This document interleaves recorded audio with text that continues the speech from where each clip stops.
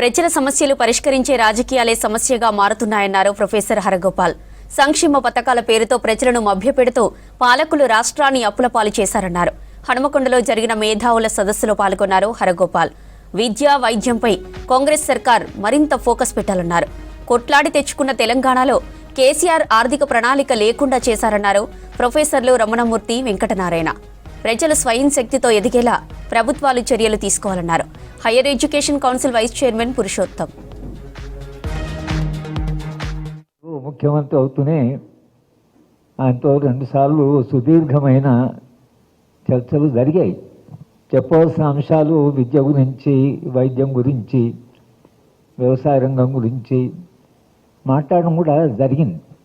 కానీ ఆయన వినే పరిస్థితిలో లేకుండే. మన ఏదైనా వ్యాసాలు రాసినా ఆయన ఆ వ్యాసాలను పరిహసించడమో, లేకపోతే వీళ్ళకేం ప్రొఫెసర్లకి ఏం తెలుసు, ఒక దశలో ప్రొఫెసర్లకి నెత్తి లేదు, కత్తి లేదు, తీసుకురమ్మని ప్రొఫెసర్లను 1000 మందిని ఇట్లా. అంటే ఆయన ఆలోచన విధానంలో మనకు ఒక విచిత్రమైన ధోరణి కనిపించేది. అంటే ఇంత ఉద్యమం నడిచిన తర్వాత, ఉద్యమం నుంచి ఒక రాష్ట్రం వచ్చిన తర్వాత రాష్ట్రానికి ఒక బాధ్యత వహించవలసిన ఒక వ్యక్తి అసలు ఎవరి మాట వినడానికి సిద్ధంగా లేకపోవడం అనేది మనకు చాలా ఆశ్చర్యం వేస్తుంది. అసలు ఏమైంది వీళ్ళకు? అధికారం వచ్చిందో, అధికారం వస్తూనే ప్రజలు ఉద్యమాల్లో పాల్గొన్న వాళ్ళు ఉన్నారు కదా. అంటే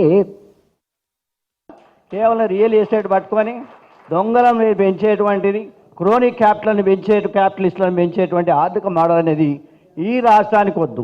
1400 మంది చచ్చిపోయింది మీ ఆస్తుల కోసం కాదు, మీ కుటుంబాల అభివృద్ధి కోసం కాదు.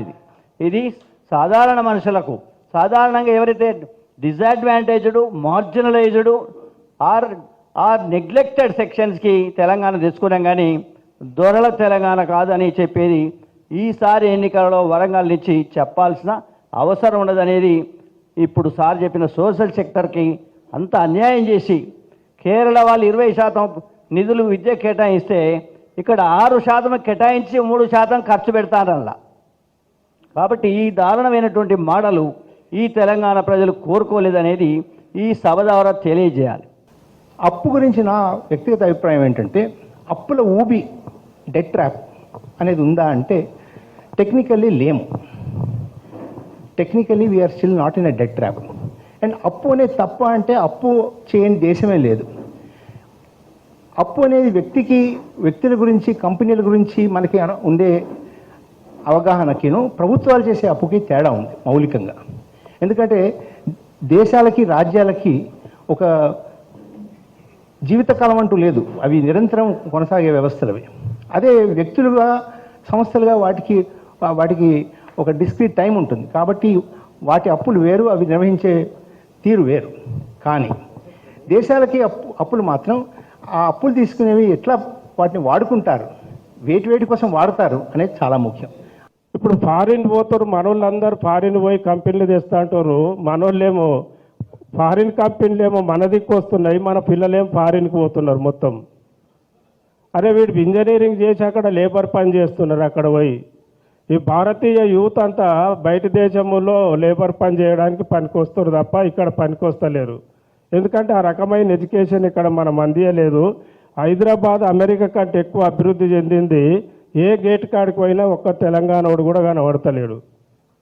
ఇవాళ విచ్చలవిడిగా నార్త్ ఇండియా వచ్చేసి మొత్తం హైదరాబాదును, తెలంగాణను, ఆర్థిక రంగాన్ని, వ్యాపార రంగాన్ని, చివరికి రాజకీయ రంగాన్ని కూడా శాసించే లెవెల్లో ఎదిగిపోయారు వాళ్ళు మొత్తము. రేపు భవిష్యత్తులో ఏం లేదు. తెలంగాణను చూస్తే మనం ఓపెన్గా మాట్లాడుకుంటే మంచిది. చాలామంది తెలంగాణ సస్తే ఎవ్వరింట్లో కూడా అదే రోజు వాడు చచ్చిపోతే 20,000 తీసి సాగుపెట్టే పరిస్థితులు లేవు తెలంగాణ కుటుంబాలు మొత్తము. ఏం అభివృద్ధి చెందినట్టు ఇన్ని రోజులల్లా?